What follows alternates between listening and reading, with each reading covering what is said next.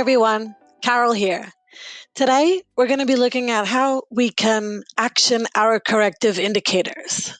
So, once you've logged into your Infraspeak platform, I'm going to ask you to head on over to the left-hand side and click on the Analytics tab. Once you are here, you can head over to the Work Orders indicator and click on that one. And now here we're going to filter our data accordingly to what client and building we want to analyze. So I'm going to select the client here. Okay, and I'm going to go for smart buildings. And I'm going to also select the building, so it can be the bank side one. And you also have the option to select the date interval in which you want to analyze your data. Once you've filled in those filters, click on Filter. And now this information will be displayed by default. But now it's all about making the selections you want until you get these sets of data that you are after. So if we have a look here, we have our number of work orders by status. Okay, and now we do have the option of grouping our information according to different criteria.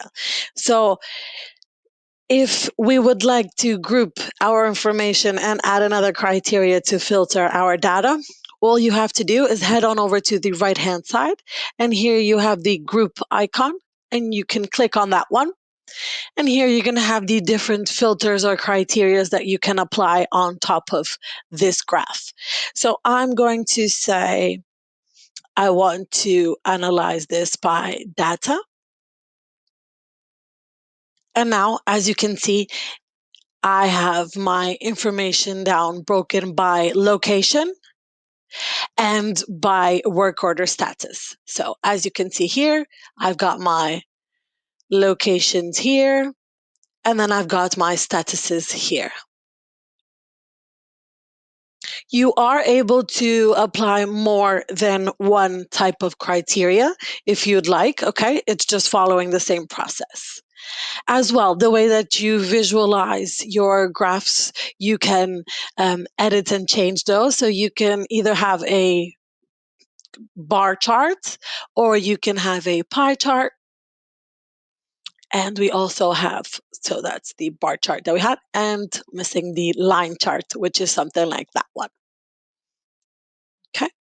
So after you've filtered your data and you have the exact sets of data that you're looking for, like in this case, in this graph here, you can now export this information if you'd like.